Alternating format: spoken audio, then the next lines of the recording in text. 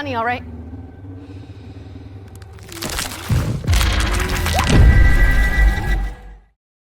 Welcome to Malas Nonton Full. Maunya dirangkumin mulu. Hai bre, kali ini kita akan menceritakan film berjudul Hive, di mana seorang babysitter muda yang tiba-tiba kehilangan anak yang dijaganya. Saat kemudian mencarinya, ia menyadari ada sosok mengerikan yang bersembunyi di antara anak-anak di taman bermain. Ketika kenyataan mulai bercampur dengan ilusi, ia harus bertahan hidup di dunia yang penuh jebakan dan tipu daya. Yaudah bre, kita gas aja kengeriannya.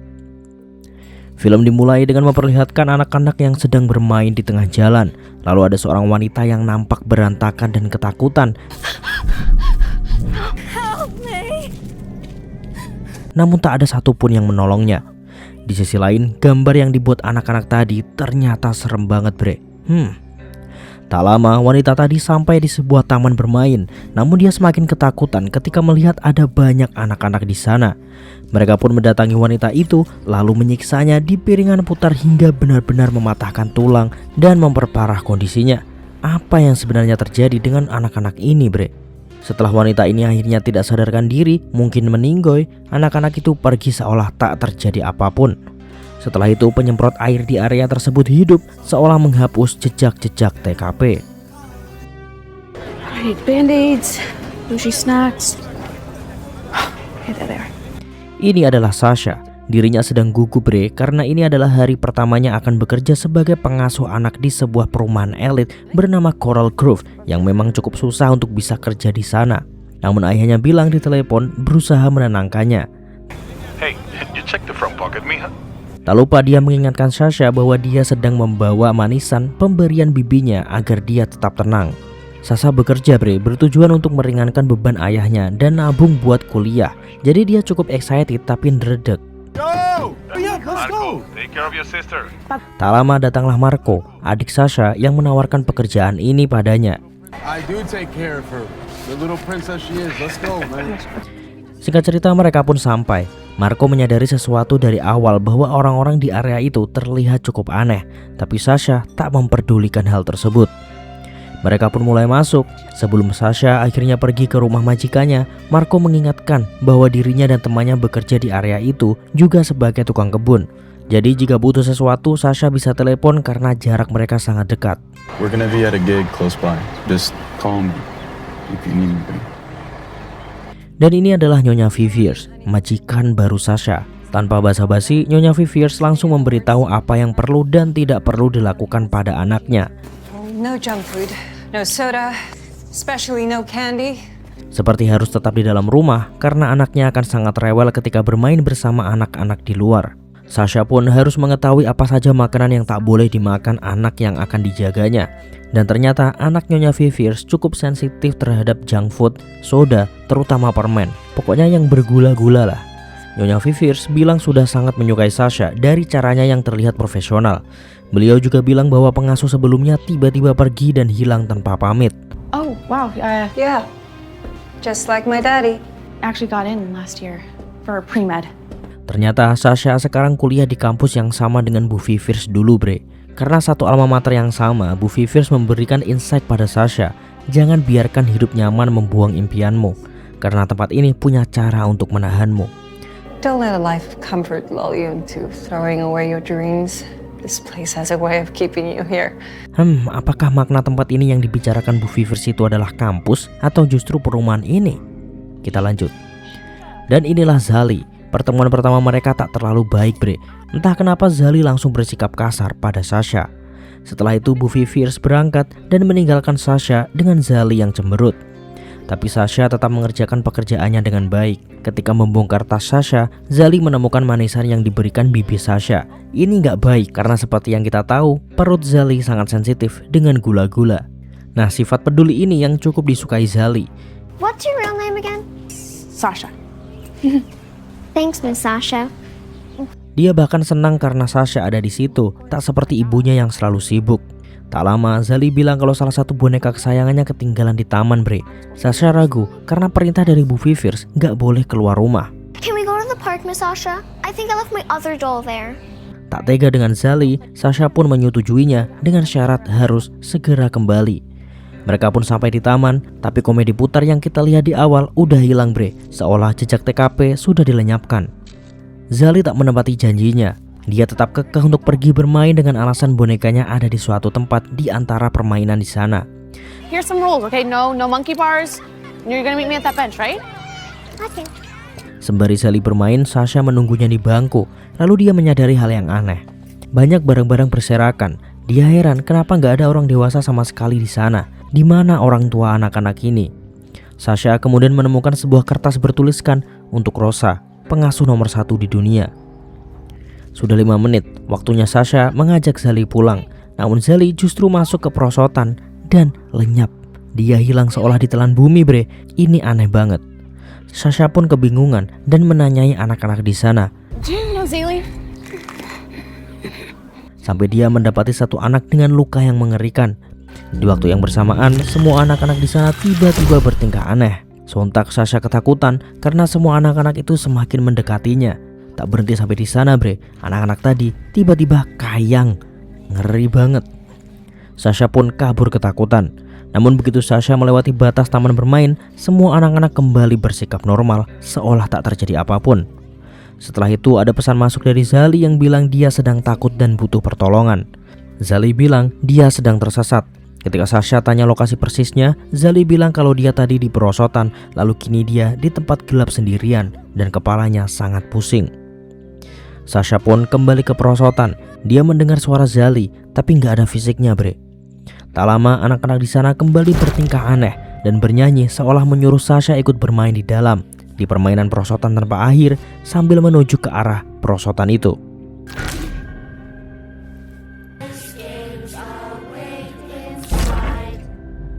Sasha pun ditarik oleh seseorang dan anak-anak itu kembali normal. Orang yang menarik Sasha adalah Frances. Dia bilang tempat itu sudah memakan para pengasuh, tukang kebun, pelayan, dan semua orang.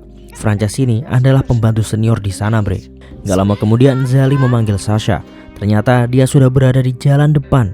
Frances mengingatkan Sasha untuk berhati-hati di dekat Zali. Dia juga menyuruh Sasha untuk segera pergi dari tempat itu jika ingin selamat. Tapi Sasha gak mau karena ini udah pekerjaannya, apalagi ini di hari pertama. Zali dalam keadaan bingung dan tak ingat apapun. Mereka berdua pun segera pulang. Yang aneh bre, You can sit over there. Was that lady trying to take you away? padahal Sasha baru aja buka pintu belakang menuju tempat bermain Zali. Tapi Zali udah ada di sana. Padahal tadi masuknya bareng kan. Makin aneh. Di sini Zali bahkan mengancam Sasha kalau akan melaporkan ke ibunya tentang kejadian tadi. Bahkan mengancam kalau Sasha tak menurutinya, dia akan sama dengan yang lain. Entah apa maksudnya dengan yang lain. You work for my mom, so you work for me. Ketika Sasha membalas pesan dari Bu Viviers, Zali bilang badannya gak enak bre. Ketika Sasha melihatnya, ada luka di bagian rahang Zali, mirip dengan luka anak di taman bermain tadi. I don't feel so good. Oh, Ketika Sasha melepas luka keringnya, tiba-tiba langsung berefek dan Zali jadi agresif mendadak. Gak lama Bu Viviers video call Sasha. Tentu gak akan Sasha angkat. Gawat nih kalau majikannya sampai tahu kondisinya Zali. Ketika Sasha berusaha untuk merawat luka Zali, Zali terlihat ketakutan dan terus menjauh bre. Namun tak berselang lama luka itu benar-benar sembuh dan hilang dalam waktu yang cepat. Setelah itu bel berbunyi. Ternyata ada 2 anak pramuka seperti membawa sesuatu. Entah apa yang terjadi, anak-anak itu mencoba menerobos masuk. Merasa akan bahaya, Sasha mengajak Zali pun masuk. Karena takut, Sasha menelpon Marco. Sasha bilang ada yang aneh dengan anak-anak di sana. Dia ingin Marco menjemputnya, namun Marco sangat sibuk sekarang. Dan ternyata Marco sedang bekerja tepat di sebelah taman bermain bre. Marco melihat semuanya sangat normal di sana. Mengetahui itu, Sasha menyuruh Marco segera pergi dari sana. Tapi ya Marco gak percaya gitu aja dong. Dan tiba-tiba sinyal jadi jelek, telepon mati. Ketika Sasha menoleh ke arah tempat bermain Zali, di sana udah ada anak-anak lain ikut bermain. Padahal pintu selalu dikunci dan kok bisa Zali juga udah sampai di situ. Padahal tadi dia masuk di kamar. Gak lama kemudian mereka bertingkah aneh, lalu ambruk. Sasha yang panik lalu membangunkan Zali ingin mengajaknya pergi. Namun sesuatu yang mengerikan terjadi di sini. Zali nggak bisa ditarik, justru Sasha terjatuh dan anak-anak itu menarik Sasha dengan tali yang dikaitkan di lehernya. Kemudian mereka ingin memasukkan Sasha ke sebuah lubang di bawah. Beruntung Sasha bisa sedikit melawan bre, walau Zelly berubah jadi sangat kuat. Ketika Sasha mau pergi karena ketakutan, Bu Viviers datang. Oh my God, what happened to your face? Where's my daughter? Sasha menjelaskan apa yang terjadi dan tentang Zelly yang menyerangnya. Namun Bu Viviers justru menyalahkan Sasha yang mungkin memberikan permen pada Zelly, kemudian mengunci pintunya. Di sini Bu Viviers seperti menghalang-halangi Sasha untuk pergi bre, malah Sasha ditawari kenaikan gaji. Namun ketika Zelly berdiri ada luka yang Bu Viviers lihat. Hal ini langsung membalik semua. Sasha kali ini akan dituntut dan akan disalahkan. Bahkan Bu Viviers memastikan Sasha tak akan menginjakan kaki lagi di kampusnya. Sasha dipaksa untuk menelpon 911, namun Sasha memanfaatkan itu untuk segera kabur. Dia super panik bre, terlebih Marco tak bisa dihubungi. Ketika Sasha membuka tas dan mengeluarkan plastik manisan, ada kertas bertuliskan camilan kecil agar kau ingat asal-usulmu. Sasha pun lalu memakannya. Sementara Marco masih sibuk bekerja dengan temannya. Mereka sedang menyemprot rumput liar dengan larutan andalan temannya Marco. Cukup aneh ya, karena mereka mengisi tangki dengan sirup dan soda untuk membasmi rumput. Ya nggak tahu, mungkin ini berhasil. What'd you put in this stuff again? It's soda with extra syrup. That's it? That's it. Barulah nggak lama Sasha datang dengan penuh luka yang membuat Marco khawatir. Mereka pun segera masuk ke truk. Sasha menceritakan apa yang sebenarnya terjadi dan Marco justru menyalahkan Sasha yang telah melukai anak majikannya, yang malah mempersulit posisi Marco yang juga bekerja di perumahan tersebut. They'll call the cops on us. It was self-defense. Disinilah Sasha langsung menyeletuk kalau Marco nggak pernah menyenangkan dan mendukungnya. Padahal hampir seluruh penghasilan Marco bre ditabung atas nama Sasha agar Sasha nggak perlu bekerja untuk kuliah. Tapi ya penghasilannya nggak banyak sehingga belum cukup. Setelah bersedih riang karena mendengar itu, Marco pun mulai membereskan peralatannya dan segera pulang. Tak lama, taman bermain yang tadinya kosong tiba-tiba dipenuhi anak-anak. Hal ini membuat Sasha panik lagi, dan gak lama taman bermain itu seperti lenyap di telan bumi. Ketika mereka menyadari ada yang tak aman dan segera mau pergi nih, teman Marco yang tak mengetahui hal ini justru berniat mengambil sodanya yang ketinggalan. Bener aja gak lama tanah bergetar hebat seolah ada yang menggerakkannya dari dalam. Nah, taman bermain yang tadi hilang bre muncul di sana dari dalam tanah. Ini membuat semua orang panik. Terlebih kemunculan taman bermain itu diikuti dengan lendir-lendir aneh. Sementara teman Marco akhirnya meninggoy karena tertusuk besi yang muncul dari dalam tanah tepat di dadanya. Marco yang mencoba menolong temannya juga tak luput dari kesialan. Temannya seperti sedang diseret sesuatu. Ketika dia masuk ke perosotan mengejarnya, tiba-tiba muncul seorang anak ingin menariknya. Tapi Sasha berhasil menyelamatkan Marco. Ketika mereka akan pergi, kini giliran Sasha yang ditarik masuk ke perosotan misterius itu. Marco yang kebingungan mencoba mencari bantuan, tapi baterai HP-nya kebetulan habis, hancur sudah. Marco kemudian melihat seorang wanita untuk meminjam HP-nya, tapi ya wanita itu malah mencurigainya dan seperti mau menelpon polisi. Jadinya Marco malah pura-pura mencabuti rumput untuk menghilangkan kecurigaan. Saat di mobil, Marco baru menyadari kakinya kena beling bre. Sungguh kesialan yang berlipat ganda. Dirinya hanya bisa menyesali semua dan bersedih. Tak lama Marco keluar sambil membawa garukan rumput.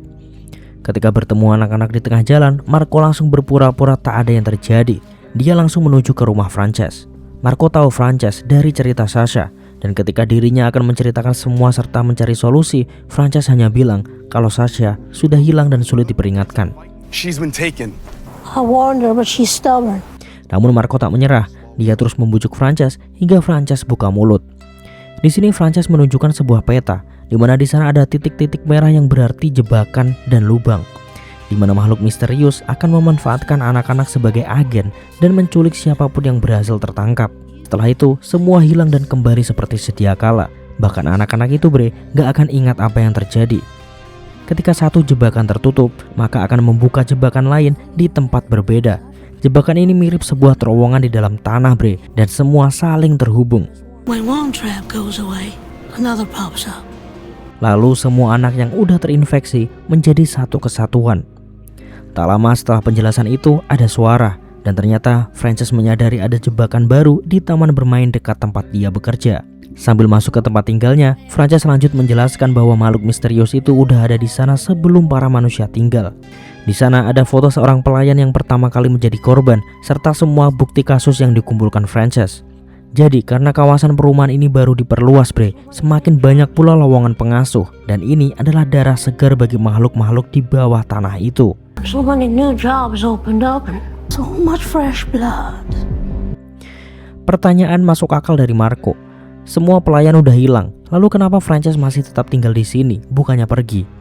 Frances menjawab dengan terbata bahwa dirinya hanya bekerja dengan baik dan tak bisa meninggalkan tempat itu. Di titik ini Sasha tak bisa lagi dicari bre, dia sudah hilang, menurut penuturan Bude Frances ya, tapi nggak tahu lagi dah. Marco nggak mau tunduk dengan itu, dia akan mencari Sasha sendiri. Marco pun menuju tempat yang diisi nyalir ada jebakan di sana. Dia mulai bersiap dan memukul-mukul kolam yang ada di sana hingga terlihatlah sebuah lubang. Marco mengikat tubuhnya dan mulai meluncur ke bawah. Di dalam, bahkan Marco melihat bayangan dan suara anak-anak kecil bermain. Dia lalu melihat seorang wanita sedang mengambil bola. Setelah diikuti, di sana terlihat orang-orang yang sebelumnya diculik bertingkah aneh bre, seperti mayat hidup. Dengan ketakutan, Marco pun segera melanjutkan perjalanannya. Bahkan Marco menemukan semacam genangan yang mirip dengan asam lambung. Aneh banget tempat ini. Dia pun menyeberanginya dan melihat orang aneh lagi yang meminta tolong. Tak lama ketemulah Sasha dalam keadaan aneh. Dia seperti kerasukan, merusak mainan dan tak menyadari sekitarnya. I can't do this alone. Marco lalu mencari apapun yang bisa dipakai dari tasnya Sasha. Sampai akhirnya dia melihat hal aneh ketika permen Sasha yang terjatuh bisa melelehkan semua yang ada di sana.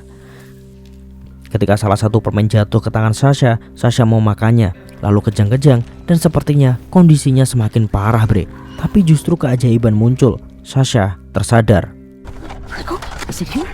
This thing can't take a sugar rush.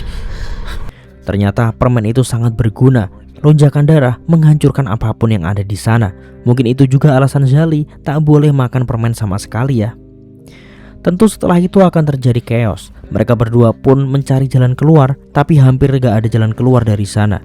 Semuanya seolah terus menghalangi, terlebih ketika semua orang dan anak-anak yang terinfeksi mengepung mereka. Marco tak bisa melukai mereka bre, karena jiwa asli manusia masihlah ada di dalam. Anjir, serem banget di sini. Sasha mencoba menolong nenek-nenek pucat, sementara si Marco lagi dikerumuni anak-anak, seolah gak ada solusi. Ternyata bre, yang sedang dihadapi Sasha saat ini adalah Mabel Grace, nelayan pertama yang menjadi korban. Sasha mencoba menyadarkannya dengan kalimat-kalimat motivasi. Mabel Grace, I got you. Tak lama semua anak-anak terdiam dan Marco langsung mengajak Sasha pergi. Sasha masih berpikir Mabel Grace butuh bantuan, tapi Marco tak mau tahu, mereka harus segera pergi. Akhirnya sampailah mereka ke permukaan bre, dan lubang pun perlahan tertutup. Sialnya setelah Marco berhasil membuka gerbang, Sasha bebel banget, pengen nyelamatin si Mabel Grace tadi. Gua kata mah pulang ya, pulang aja udah selamatin diri. How can you not see that? Sasha! My entire life, I wanted to live in a place like this. What do you want then, Sasha? Sasha! Tapi bukan film namanya kalau nggak bertingkah sebagai pahlawan. Marco udah bilang jangan sok pahlawan lah, kita ini orang asing. Tapi Sasha si bebal nggak mau mendengarkan itu. Dia berusaha keras ingin menyelamatkan semua orang di bawah. Sasha pun mulai mendatangi taman, tapi lorong sudah tersegel. Di tempat lain, Marco meminta bantuan Frances. Tentu Frances menolak dan meminta mereka pergi dari Coral Grove. Disinilah Sasha bilang kalau Mabel Grace masih hidup. Mabel is still alive. Hal ini langsung membuat Frances tertarik. Frances merasa bersalah karena Mabel Grace dulu diculik ketika menggantikan shift-nya. Ketika mengetahui bahwa Mabel Grace masih hidup, Frances pun setuju untuk membantu. Mereka bertiga mulai mengumpulkan banyak makanan bergula, lalu menghancurkannya menjadi bubuk. Mereka berencana untuk menyerang semua lubang dengan bubuk gula itu bre. Semua orang tua di sana dulunya adalah anak-anak yang terinfeksi. Jadi mereka sekarang seperti dibutakan dari fakta ini. Target pertama mereka adalah tempat bermain Zali, yang ketika disiram bubuk gula langsung bergejolak. Kedua adalah kolam pintu masuk Marco tadi. Kemudian Sasha mengincar taman bermain. Namun ketika akan melakukan bagiannya datanglah Bu Viviers yang menagih permintaan maafan dari Sasha untuk Zali. Honeybee, why don't you come here and apologize to my daughter? Terganggu sudah rencana mereka. Bahkan ketika Sasha sudah akan menuangkan gula itu, dia dihalangi oleh Zali yang membuat gula itu terbuang sia-sia bre. Fakta mengejutkannya, Bu Viviers yang terkena cipratan gula tadi langsung goyah dan mulai bertingkah aneh. Ternyata benar, semua orang di sana sudah terinfeksi bre, bahkan yang dewasa pun. Kini semua orang yang ada di sana mengepung Sasha. Gile, serem bener.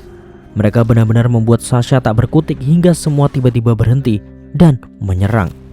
Tak lama ada siraman gula yang ternyata dari Frances dan Marco. Sasha yang tak berhasil menyerang taman bermain membuat kesadaran orang-orang yang terinfeksi masih dikuasai. Bahkan mereka semua mengambil bilah besi dan mulai melakukan kekerasan dan kebrutalan bre. Dan akhirnya mereka bertiga pun tertangkap, bahkan terancam dibunuh. Pokoknya chaos banget lah. Sadar gak ada yang bisa dilakukan, Marco pun meminta maaf. Setelah itu kakinya dihujam oleh jungkat-jungkit berpaku. Aduh. Di titik ini Marco memberitahu Sasha untuk memanfaatkan alat pembasmi rumput yang ada di mobilnya berisi soda dan sirup. Kita sama-sama tahu. The lead killer! What's in it? Soda and syrup! Dan berhasil bre, Bu Viviers dan Sally terlihat kesakitan lalu kejang. Bahkan semua orang yang ada di sana seolah ikut merasakan hal yang sama. Tak berselang lama penyerangan masih berlanjut. Sasha yang mengincar perosotan langsung dihalangi. Walau akhirnya Sasha berhasil bre. Cairan berisi soda dan sirup itu benar-benar membakar seluruh isi terowongan. Barulah setelah itu orang-orang yang terjebak di dalam keluar satu persatu. Yang terinfeksi juga perlahan sadar. Tak terkecuali Mabel Grace. Frances terlihat sangat bahagia kembali melihat Mabel Grace setelah sekian lamanya. Semua orang yang sadar merasa kebingungan dengan apa yang sebenarnya terjadi. Marco, Sasha, Frances, dan Mabel Grace pun segera pergi untuk menuju rumah sakit. Film pun berakhir.